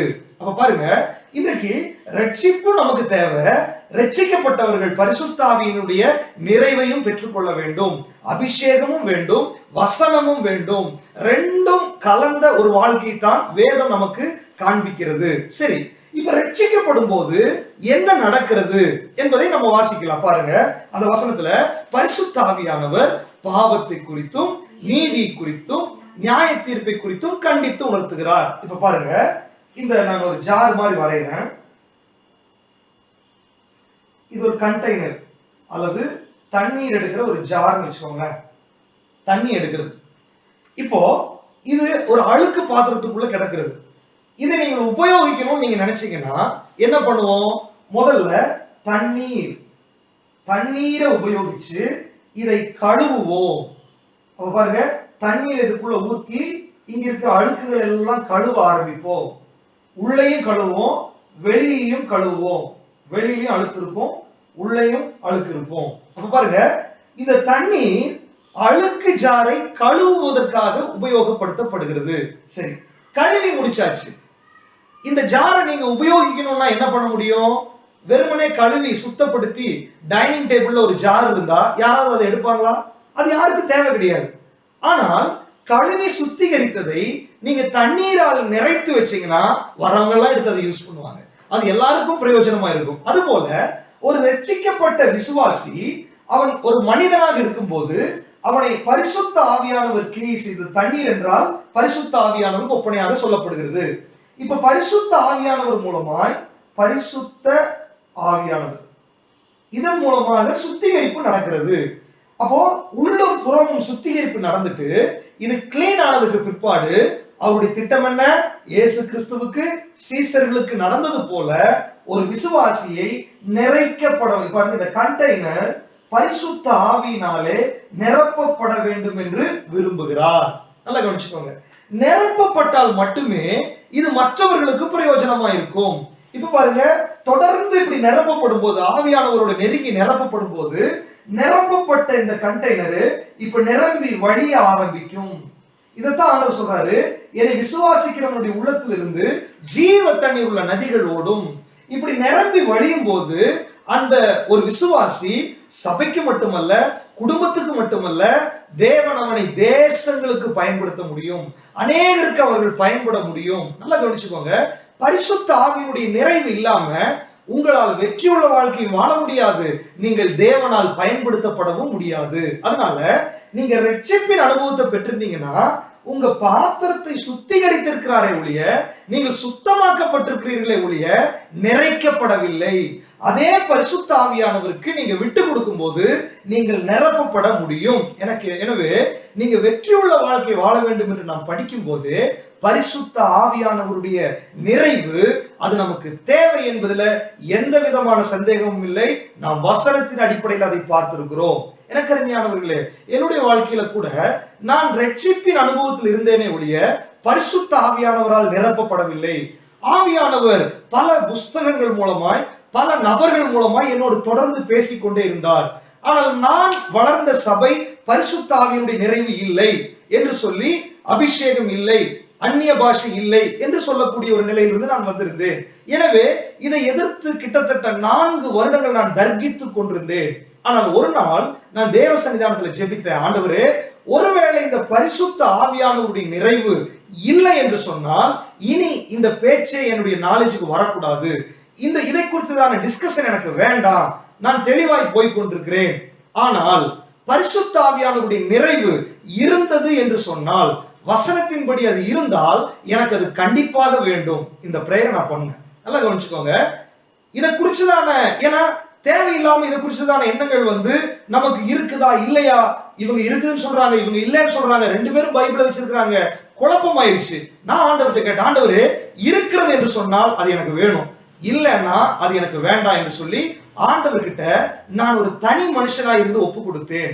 நான் எந்த சபையை சார்ந்தவனாக நான் ஆண்டவரை பார்க்கல, நான் ஒரு மனிதனாய் ஆண்டவரை பார்க்க ஆரம்பித்த உடனே ஆண்டவர் என்னை நிறைத்தார். அந்த நிறைவை நான் அனுபவித்திருக்கிறேன். அந்த நிறைவுக்கு பிற்பாடு என்னுடைய வாழ்க்கையில மாற்றம், ஊழியத்துல மாற்றம், பேச்சில மாற்றம், சத்தியத்தை அவர் சொல்லிக் கொடுக்கிறார். நான் எந்த பைபிள் காலேஜும் போனதில்லை. ஆவியான ஒரு சத்தியத்தை கற்றுக் கொடுக்கிறார், சகல சத்தியத்துக்குள்ளே நடத்துகிறார். இந்த நிறைவை நான் பெற்றுக் கொண்டிருக்கிறேன். பெற்றதனாலதான் ஆவியானவருடைய ஒத்தாசையோடு உங்களோடு பேசுகிறேன். சத்தியம் இல்லாத ஒரு விஷயத்திற்காக இதை பேச வேண்டிய ஒரு நிர்பந்தமும் நமக்கு கிடையாது. எனக்கு அருமையானவர்களே, நான் பெற்ற அந்த சந்தோஷத்தை, நான் பெற்ற அந்த பரிசுத்த ஆவியினுடைய நிறைவை நீங்களும் பெற்றுக்கொள்ள வேண்டும், வெற்றியுள்ள வாழ்க்கை வாழ வேண்டும் என்ற ஒரே கண்ணோட்டத்தில் தான் இதை நாம் சொல்லிக் கொண்டிருக்கிறோம். எனக்கு அருமையானவர்களே, பரிசுத்த ஆவியானவருடைய நிறைவு இருக்கிறது. நீங்க வெற்றியுள்ள வாழ்க்கை வாழ வேண்டும் என்றால் ரட்சிக்கப்பட்டு ஞானஸ்நானம் எடுத்து அடுத்த ஸ்டெப்பே பரிசுத்த ஆவியானவருடைய நிறைவு என்பதுல எந்த விதமான சந்தேகமும் கிடையாது. சரி, இப்பொழுது இந்த பரிசுத்த ஆவியானவருடைய நிறைவு எதற்காக, இதை குறித்து நம்ம வாசிக்க போகிறோம். வாசிங்க, அப்போஸ்தலர் நடபடிகள் 1ஆம் அதிகாரம் 8வது வசனத்துல சீசர்களிடத்துல ஆண்டவர் பேசுகிறார். வாசிங்க. பரிசுத்த ஆவி உங்களிடத்தில் வரும்போது, பரிசுத்த ஆவி உங்களிடத்தில் வரும்பொழுது பலன் அடைந்து எருசலேமிலும் யூதேயா முழுவதிலும் சமாரியாவிலும் பூமியின் கடைசி பரியந்தமும் எனக்கு சாட்சிகளாய் இருப்பீர்கள் என்றார். நல்லா கவனிச்சுக்கோங்க. பரிசுத்த ஆவி ஒருத்தனுக்குள்ள வரும் பொழுது பலன் அடைகிறார்கள். அடுத்தது சாட்சியா இருக்கிறார்கள். ஒரு கிறிஸ்தவனுடைய வாழ்க்கையில, ரட்சிக்கப்பட்ட ஒரு தேவ பிள்ளையினுடைய வாழ்க்கையில பரிசுத்த ஆவியானவர் அவர்களை நிறைக்கும் போது பலன் அடைகிறார்கள். அடுத்தது சாட்சி உள்ள வாழ்க்கை வாழுகிறார்கள். அப்போ பலன் அடைவது என்பது சரீர பிரகாரமான பலனா என்ன என்று சொல்லி பார்த்தால், அப்போஸ்தலனாகிய பவுல் கலாத்தியர் நிருபத்தில் எழுதும் போது 5ஆம் அதிகாரம் 16வது வசனமும் 17வது வசனத்தை வாசிங்க. பின்னும் நான் சொல்லுகிறது என்னவென்றால், ஆவிக்கேற்றபடி நடந்து கொள்ளுங்கள், அப்பொழுது மாம்ச இச்சையை நிறைவேற்றாதிருப்பீர்கள். மாம்சம் ஆவிக்கு விரோதமாகவும் ஆவி மாம்சத்துக்கு விரோதமாகவும் இச்சிக்கிறது. நீங்கள் செய்ய வேண்டும் என்றிருக்கிறவைகளை செய்யாதபடிக்கு இவைகள் ஒன்றுக்கொன்று விரோதமாய் இருக்கிறது. இங்க கவனிச்சு பாருங்க, ஒரு விசுவாசியினுடைய வாழ்க்கையில ஆவியும் இருக்கிறது, மாம்சமும் இருக்கிறது. நல்லா கவனிச்சுக்கோங்க. நம்ம மாம்சத்துலதான் வாழ்ந்துட்டு இருக்கிறோம், நமக்குள்ளே ஒரு ஆவி இருக்கிறது. இந்த உலகத்தோட கம்யூனிகேட் ஆகி கொண்டிருக்கிற ஒரு சரீரத்துலதான் நம்ம இருக்கிறோம். ஆனால் தேவனோடு கம்யூனிகேட் ஆகிற ஒரு ஆவி நமக்குள்ளே இருக்கிறது. அப்ப பாருங்க, ரெண்டு விதமான செயல்பாடு நமக்குள்ளே இருக்கிறது. இப்ப பவுல் என்ன சொல்றாரு, இந்த ஆவியும் மாம்சமும் ஒன்றுக்கொன்று எதிராக போராடி கொண்டிருக்கிறது. இப்ப ஆவி சொல்லுகிறதை மாம்சம் கீழ்ப்படிய மாட்டேங்குது, மாம்சம் சொல்லுகிறதை ஆவி ஏற்றுக்கொள்ள மாட்டேங்கிறது. இப்ப பாருங்க, நாம் ஜெபிக்கணும்னு சொல்லிட்டு நம்ம ஜெபம் பண்ணணும்னு சொல்லிட்டு ஒரு முயற்சி எடுத்தா இந்த மாம்சம் தூக்கத்தை கொண்டு வந்துடும். வேதம் வாசிக்கணும்னு ஆவி முயற்சி எடுத்தா இந்த மாம்சம் கவனத்தை திசை திருப்பிடும். அப்படி பாருங்க, ஆவிக்குரிய ஸ்டெப் எடுக்கும் போது எல்லாமே இந்த மாம்சம் ஆவியை மேற்கொள்ளுகிறது. இதனால என்ன ஆகுது அப்படின்னு சொன்னா, ஒரு வெற்றி உள்ள வாழ்க்கை ஒரு கிறிஸ்தவனால வாழ முடியறதில்லை. இந்த ஆவிக்கும் மாம்சத்துக்கும் இடையில ஒரு போராட்டம். இப்ப என்ன விஷயம் அப்படின்னா, இந்த ஆவி பலன் இருந்தால் மட்டுமே இந்த மாம்சத்தை மேற்கொண்டு ஜெயிக்க முடியும். அப்ப நம்மளால ஒரு வெற்றி உள்ள வாழ்க்கை மாம்சத்தை எதிர்த்து போராடி ஜெயித்து சீசர்களை மாதிரி இயேசு கிறிஸ்து மாதிரி நம்மளால வெற்றி உள்ள வாழ்க்கை வாழ முடியலன்னா அதனுடைய அர்த்தமே என்னன்னா, இந்த ஆவி பலவீனமா இருக்கிறது என்று அர்த்தம். நல்லா கவனிச்சுக்கோங்க. இந்த ஆவி பலவீனமா இருக்கிறதுனால, ரட்சிக்கப்பட்ட ஒரு குழந்தையா இருக்கிறதுனால இந்த ஆவியினாலே இந்த மாம்சத்தை மேற்கொள்ள முடியவில்லை, பலவீனமா இருக்கிறது, பலன் இல்லை. இப்போ பாருங்க, நம்ம ஊர்ல எல்லாம் இப்ப டீசல் இன்ஜின் வண்டியில காலையில செல்ஃப் எடுக்கலன்னா, ஸ்டார்ட் பண்ணி வண்டி ஸ்டார்ட் ஆகல அப்படின்னு சொன்னா என்ன பண்ணுவாங்க, இன்னொரு வண்டியை ஆப்போசிட்ல கொண்டு வந்து நிறுத்தி அந்த வண்டியில் இருக்கிற பேட்டரியையும் இந்த வண்டியில் இருக்கிற பேட்டரியும் கனெக்ட் பண்ணுவாங்க. அப்ப என்ன ஆகும், அந்த வண்டியை ஸ்டார்ட் பண்ற அளவுக்கு அந்த பேட்டரிக்கு பலன் இல்லை. இப்ப இந்த பேட்டரியோட கனெக்ட் பண்ண உடனே இந்த பலனும் சேர்ந்து வரும்போது வண்டி ஸ்டார்ட் ஆயிடுது. அவ்வளவுதான். ஒருவேளை தனியா பேட்டரி கூட கொண்டு வரலாம், பட் வெளியில இருந்து இன்னொரு பேட்டரி கனெக்ட் பண்ணாதான் அது ஸ்டார்ட் ஆகுறது. அது போல ஆவியாகிய நம்முடைய உள்ளான மனுஷன்ல பலன் இல்லாததுனால மாம்சத்தை மேற்கொள்ள முடியவில்லை. இப்போ இந்த ஆவிக்கு எக்ஸ்ட்ரா ஒரு சப்போர்ட் தேவைப்படுகிறது. இதைத்தான் அப்போஸ்தலன் பவுல் சொல்றாரு ரோமர் 8:26ல, ஆவியானவர் நம்முடைய பலவீனங்களில நமக்கு உதவி செய்கிறார், சப்போர்ட் பண்ணுகிறார். அப்ப பாருங்க, இப்ப இந்த ஆவி கூட எக்ஸ்ட்ரா ஒரு சப்போர்ட், இங்க பாருங்க, எக்ஸ்ட்ரா ஒரு சப்போர்ட், அது ஹோலி ஸ்பிரிட், பரிசுத்த ஆவியானவர். இந்த சப்போர்ட் இங்க பண்ணும்போது மாம்சத்தை மேற்கொண்டு விடலாம். இதத்தான் சொல்றாரு பலன். பரிசுத்த ஆவி உங்களிடத்துல வரும் பொழுது நீங்கள் பலன் அடைவீர்கள். சீசர்களை பாருங்க, பல விதமான ஃபெயிலியர் இருந்துச்சு அவங்களுக்குள்ள. இயேசு கூடவே இருந்தவங்க தான், ஆனா பேதுருக்கு ஒரு அவசர புத்தி இருந்துச்சு, தோமாவுக்கு ஒரு சந்தேக புத்தி இருந்துச்சு, யோவானுக்கு ஒரு வீக்னஸ் இருந்துச்சு, அன்புல இயேசு மார்பிலே சார்ந்துட்டு இருக்கிறது. இப்படி பலருக்குள்ளேயும் பல சுபாவங்கள் இருந்துச்சு. நம்மளாவது விசுவாசிக்கிறோம், அவங்க கூடவே நடந்தவங்க பலவீனமா தான் இருந்தாங்க. அதனாலதான் ஆண்டவர் என்ன சொல்லிட்டாரு, நீங்க ஊழியத்துக்கு போக வேண்டாம், வெயிட் பண்ணுங்க. அப்போஸ்தலர் 2ஆம் அதிகாரத்துல பரிசுத்த ஆவியானவர் அவர்களை நிறைக்க ஆரம்பிச்ச உடனே வேதம் சொல்லுகிறது அவர்கள் பலன் அடைந்தார்கள். அதுக்கு பிற்பாடு சீசர்களுடைய வாழ்க்கையில் நீங்க பாருங்க, எங்கேயுமே ஃபெயிலியர் கிடையாது. அவர்கள் மரணம் வரைக்கும், இரத்த சாட்சியாய் மரிக்கிற வரைக்கும் ஃபுல் சார்ஜா இருந்தாங்க. காரணம் என்னன்னா, அவர்கள் எப்பெல்லாம் பலவீனப்படுகிறார்களோ ஆவியானவர் நிறைத்து நிறைத்து நிறைத்து அவர்களை பலப்படுத்தி கொண்டே இருந்தார். ஏன் தெரியுமா நமக்கு ஃபெயிலியர்? நம்ம ஆவியில் இருக்கிற பலத்திலேயே நம்ம ஓடிட்டு இருக்கிறோம். நமக்கு பரிசுத்த ஆவியானவர் என்ற ஒரு நன்கொடை புதிய ஏற்பாட்டுல புதிய உடன்படிக்கையில கொடுக்கப்பட்டிருக்கிறது என்பதை நாம் புரிந்து கொள்ளவில்லை. இந்த ஆவியானவர் எதற்கு கொடுக்கப்பட்டிருக்கிறார்? என்னுடைய பலவீனத்தில் எனக்கு உதவி செய்வதற்காக, என்னை நடத்துவதற்காக, சத்தியத்துக்குள் நடத்துவதற்காக, என்னை கம்ஃபர்ட் பண்ணுவதற்காக, என்னை உற்சாகப்படுத்துவதற்காக, நான் சோர்ந்து போயிருக்கிற இடத்துல என்னை உயிர்ப்பிப்பதற்காக, இதற்கு தான் ஆவியானவர் கொடுக்கப்பட்டிருக்கிறார். இன்னைக்கு என்ன பண்றோம்?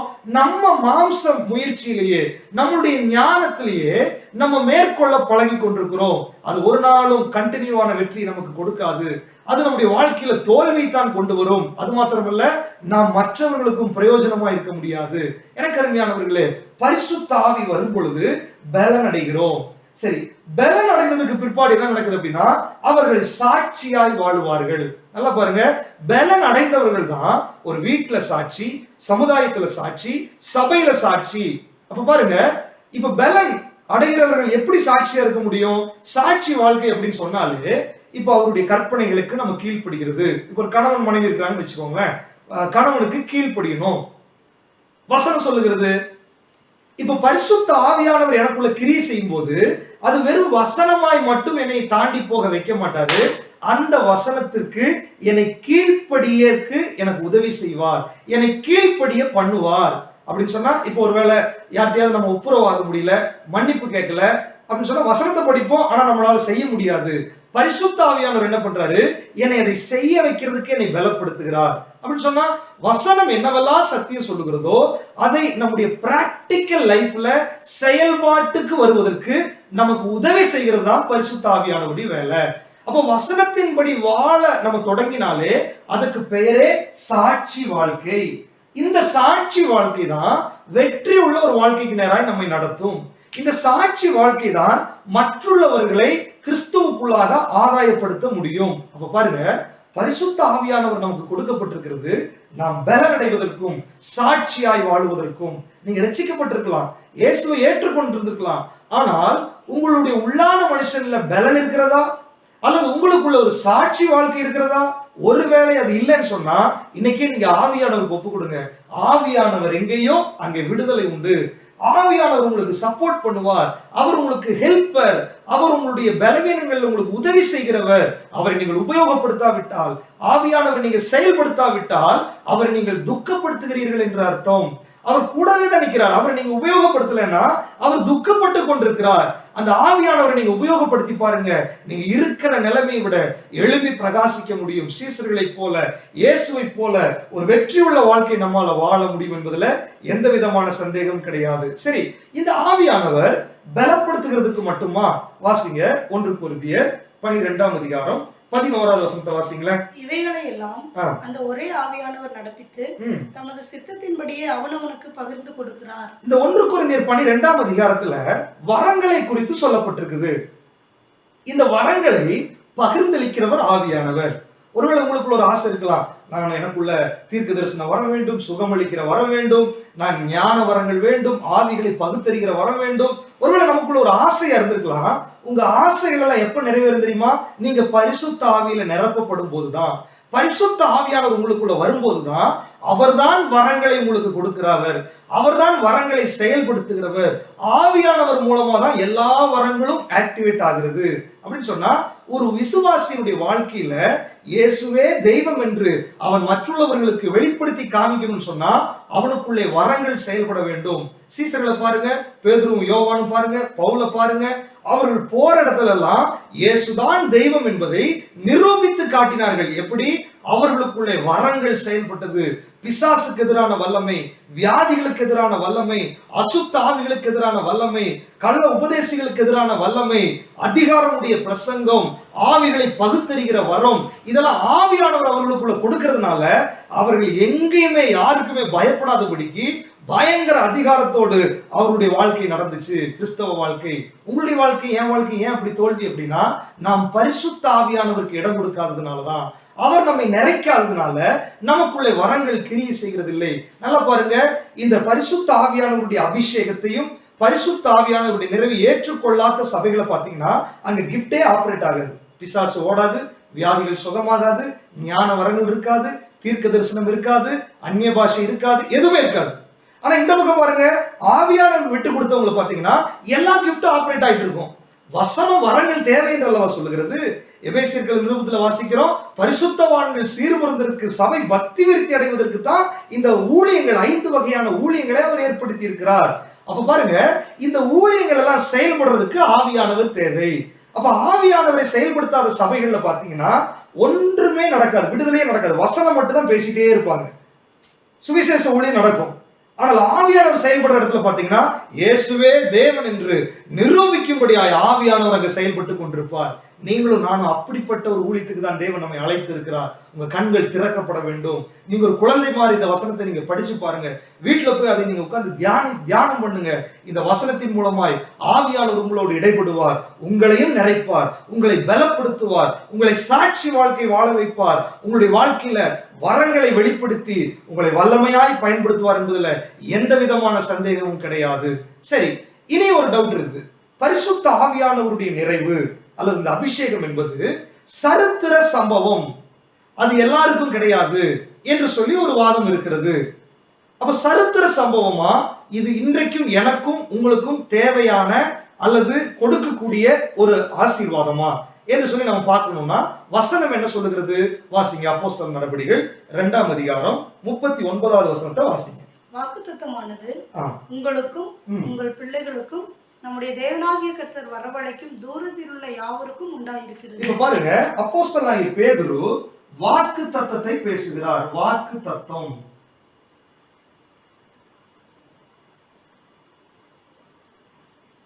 வாக்கு தத்தம் என்ற ஒரு வார்த்தையை உபயோகிக்கிறார். அப்போஸ்தலர் நடபடிகள் 2ஆம் அதிகாரத்துல பரிசுத்த ஆவியானவர் நிறைக்கிறார். மேலறையில பரிசுத்த ஆவியானவரால் நிரப்பப்பட்ட உடனே பேதுரு பிரசங்கம் பண்ண தொடங்குகிறார்.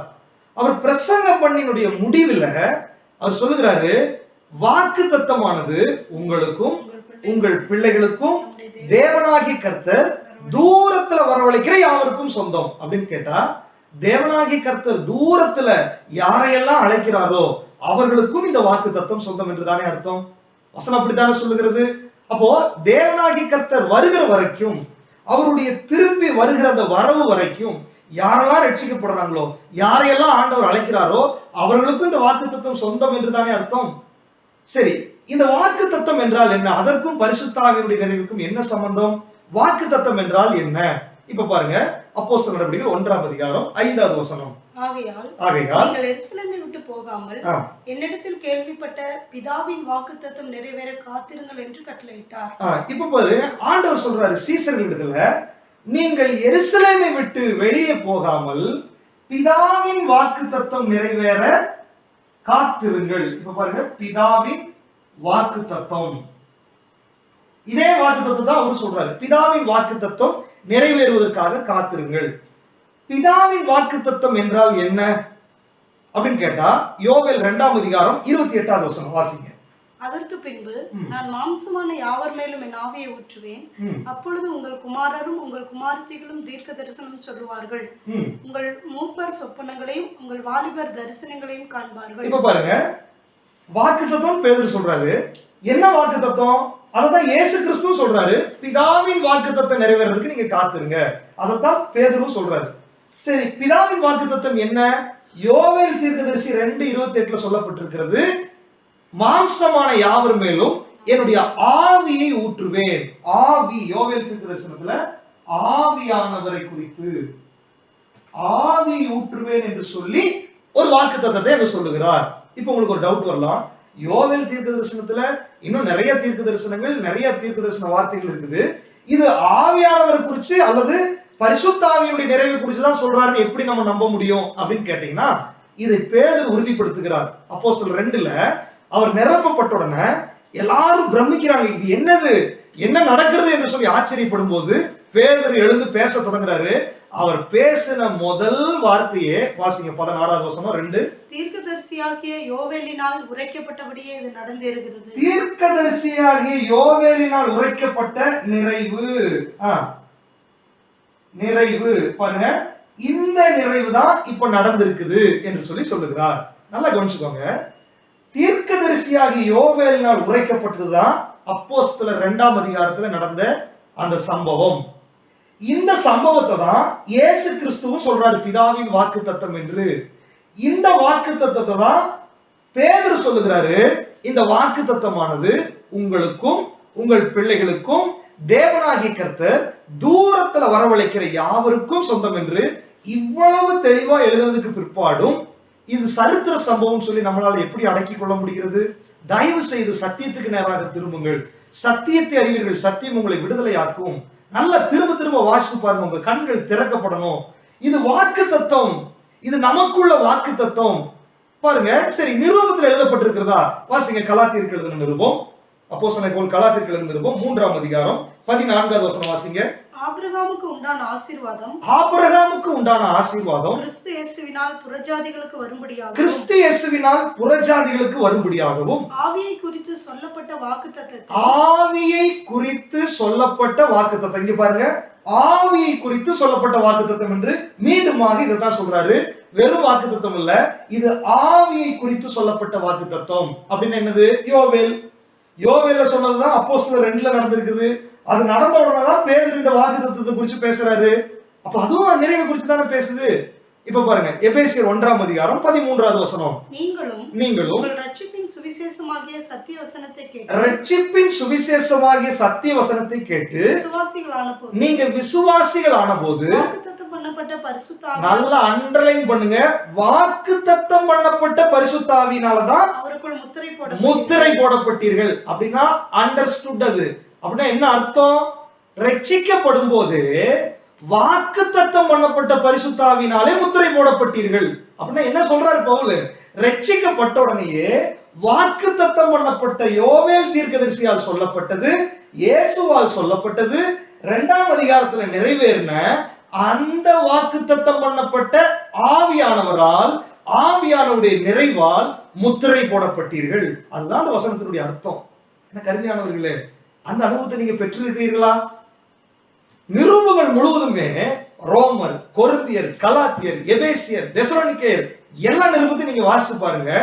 அபிஷேகம் பண்ணப்பட்டவர்களுக்கு தான் எழுதப்பட்டது. நீங்க நல்லா கவனிச்சுக்கோங்க, பரிசுத்த ஆவியினுடைய நிறைவுல இருக்கிறவர்களுக்கு தான் நிருபங்கள் எழுதப்பட்டது. அதனாலதான் நம்ம வாசிச்சோம், முதல்ல 1 யோவான்ல வாசிச்சிருக்கோம், நீங்கள் அவராலே பெற்ற அபிஷேகம் உங்களில் நிலைத்திருக்கிறது. அப்படின்னா அபிஷேகம் பெற்றவங்களுக்கு தான் எழுதுறாரு. கொரிந்தியர் நிருபத்துல வாசிச்சோம், அவரால் நம்ம அபிஷேகம் பண்ணப்பட்டோம். அப்படின்னா நிறைவில் இருக்கிறவங்களுக்கு தான் சொல்லப்பட்டது. கலாத்தியர்ல சொல்றாரு, நிறைவு பெற்றவங்களுக்காக தான் எழுதப்பட்டது. அப்ப பரிசுத்த ஆவியினுடைய நிறைவை பெற்றவர்கள் இந்த நிருபங்களை வாசிச்சா அவருடைய கண்கள் திறக்கப்படும், அந்த வார்த்தைகள் அவர்களுக்குள்ளாய் கிரியை செய்யும். எனக்கு அருமையானவர்களே, இவ்வளவு தெளிவாய் சொல்லப்பட்டிருக்கும் போது இந்த பரிசுத்த ஆவியினுடைய நிறைவை நம்ம பெற்றுக்கொள்ள கூடாதா? எனக்கு அருமையானவர்களே, என்னுடைய வாழ்க்கையில இந்த பரிசுத்த ஆவியினுடைய நிறைவை நான் பெற்றுக்கொண்டேன்.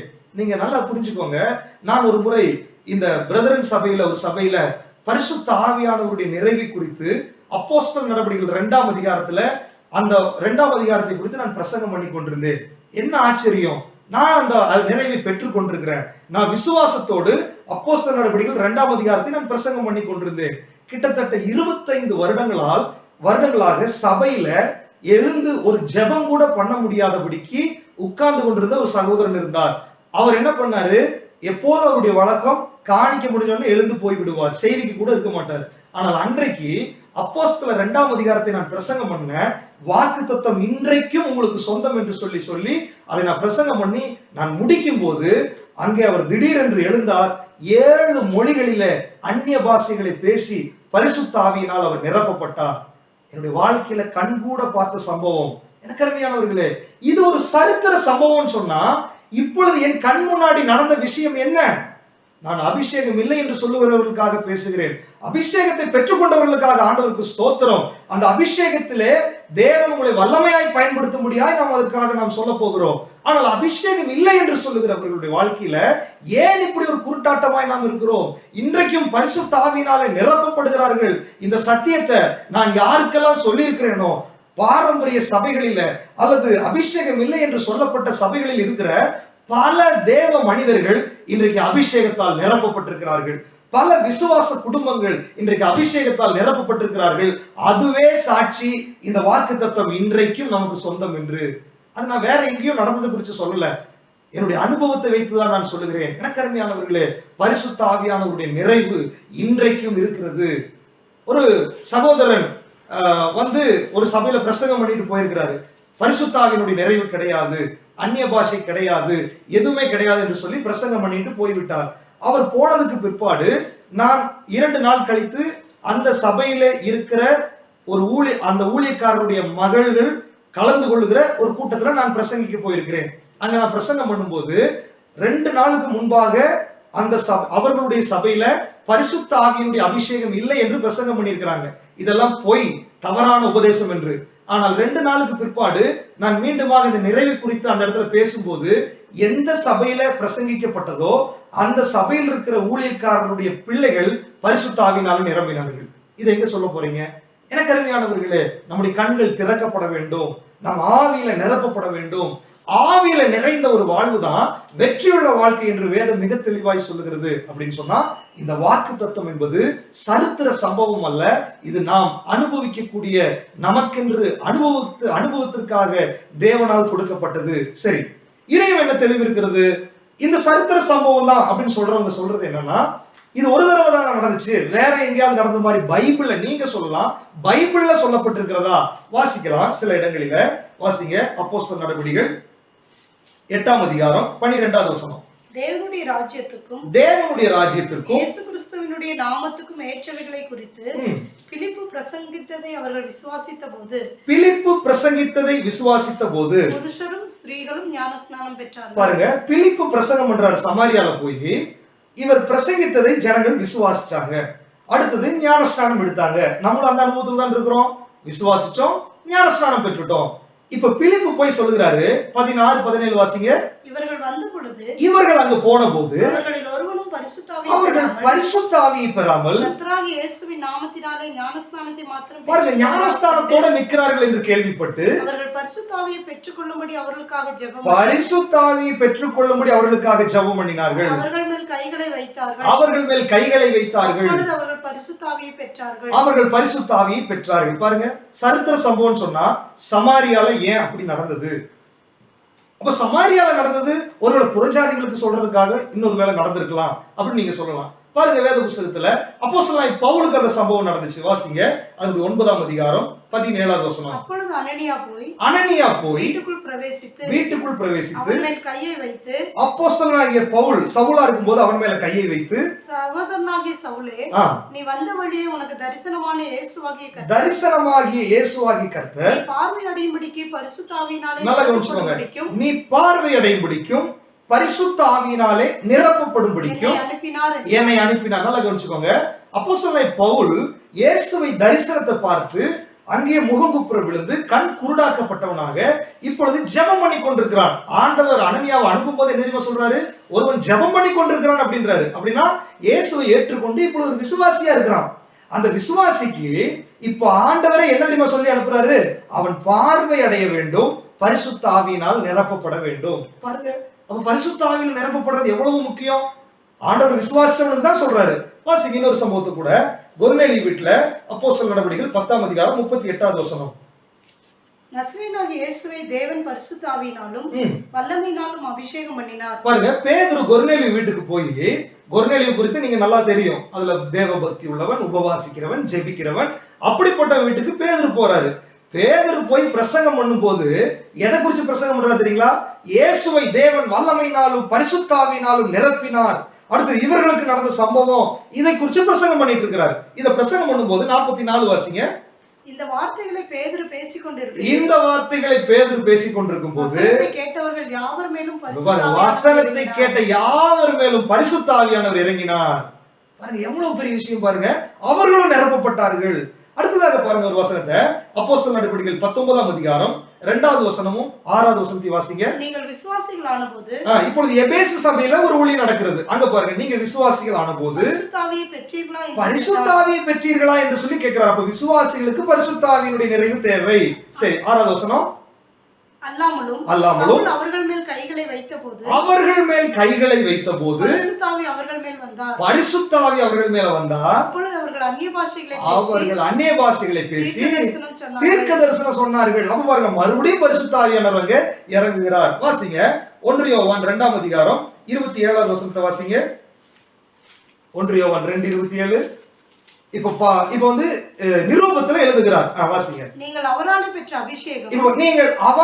பெற்ற அபிஷேகம் உங்களில் நிலைத்திருக்கிறது போதும். இப்ப பாருங்க, இப்ப சரித்திர சம்பவம் சொன்னா எபேசுல ஏன் நடந்துச்சு, கொர்நேலியு வீட்டுல ஏன் நடந்துச்சு, அப்போஸ்தலனாகிய பவுலுக்கு ஏன் நடந்துச்சு, எபேசுல ஏன் நடந்துச்சு, தொடர்ந்து நடந்து கொண்டே இருக்கிறது. நான் சொல்றேனே, என் வாழ்க்கையில நடந்துச்சு.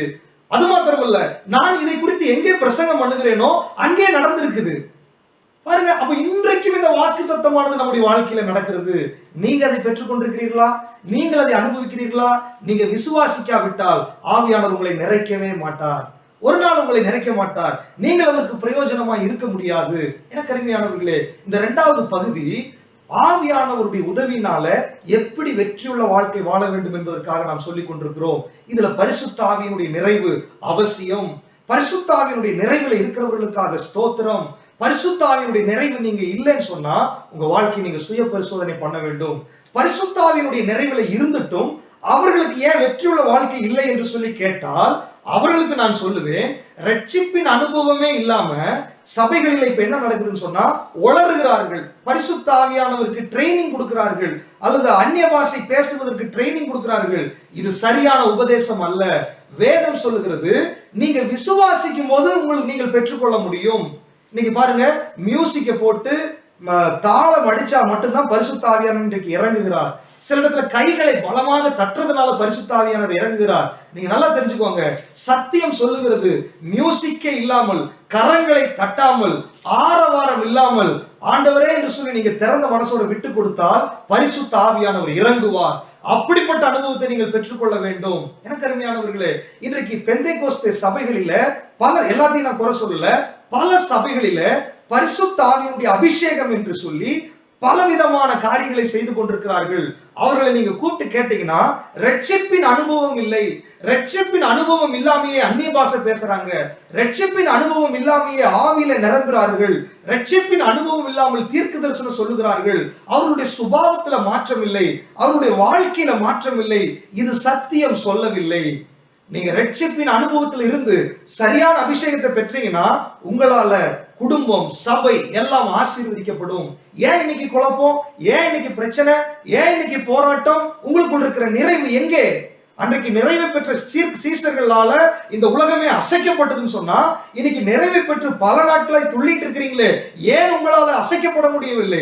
ஏன் உங்களால தேவராஜ்யம் கட்டப்பட முடியவில்லை? பிசாசு பாருங்க, இந்த பக்கம் சரியான ரட்சிப்பின் அனுபவம் இல்லாம லாக் பண்ணிட்டான், இந்த பக்கம் சரியான அபிஷேகம் இல்லாதபடிக்கு, நிறைவு இல்லாதபடிக்கு லாக் பண்ணிட்டான். இப்பொழுது ரெண்டு இடத்துலையும் பலவீனம். எனக்கு அருமையானவர்களே, ரட்சிப்பும் வேண்டும், வசனமும் வேண்டும், அபிஷேகமும் வேண்டும், ஆவியானவருடைய நிறைவும் வேண்டும், ஆவியானவருடைய ஒத்தாசை. இது ரெண்டையும் கொண்டு போனாதான் வெற்றியுள்ள வாழ்க்கை. இதை கேட்டுக்கொண்டிருக்கிற உங்களுடைய வாழ்க்கையில இந்த அனுபவம் எனக்கும் வேணும் என்று சொல்லி நீங்கள் கேட்டால், இதற்கு நீங்க பெரிய காரியம் ஒன்றும் செய்ய வேண்டாம்.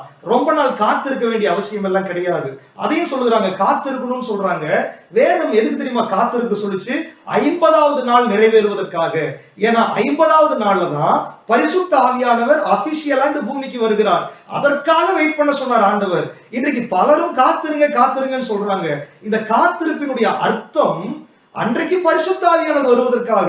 ஒருவேளை இன்றைக்கு நீங்கள் சுத்திகரிக்கப்படுவதற்காக, பாவ அறிக்கை செய்வதற்காக, ஆயத்தமாகிறதுக்காக சொன்னா பிரச்சனை இல்லை. ஆனா காத்திருக்க வேண்டும் என்ற நிர்பந்தம் எங்கேயும் கிடையாது. வேதம் அப்படி சொல்லவே கிடையாது. பரிசுத்த ஆவியினுடைய நிறைவை நீங்க பெற்றுக்கொள்ளணும்னா 2 வசனங்களை வாசிக்கலாம். என்ன செய்ய வேண்டும்? வாசிங்க. யோவான் எழுதின சுவிசேஷம் 7ஆம் அதிகாரம் 37வது வசனம், 38, 39 வாசிங்க.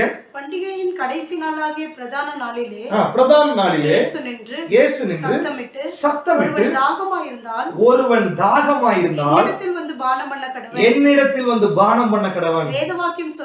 வேதவாக்கியம் சொல்லுகிறபடி என்னிடத்தில் விசுவாசமாய் இருக்கிறவன் எவனோ அவன் உள்ளத்திலிருந்து ஜீவ தண்ணீர் உள்ள நதிகள் ஓடும் என்று சொல்லி சொன்னார். தம்மை விசுவாசிக்கிறவர்கள் அடைய போகிற ஆவியை குறித்து எதை குறித்து சொன்னார்? தம்மை விசுவாசிக்கிறவர்கள் அடைய போகிற ஆவியை குறித்து அப்படி சொன்னார். விசுவாசிக்கிறவங்களுக்குள்ள ஆவி இருக்குது இல்ல, அப்புறம் இதுக்கு மறுபடியும் ஒரு ஆவி, அதான் நிறைவு. அதை குறித்து தான் அவர் சொன்னார். இன்னொரு வசனத்தை வாசிங்க.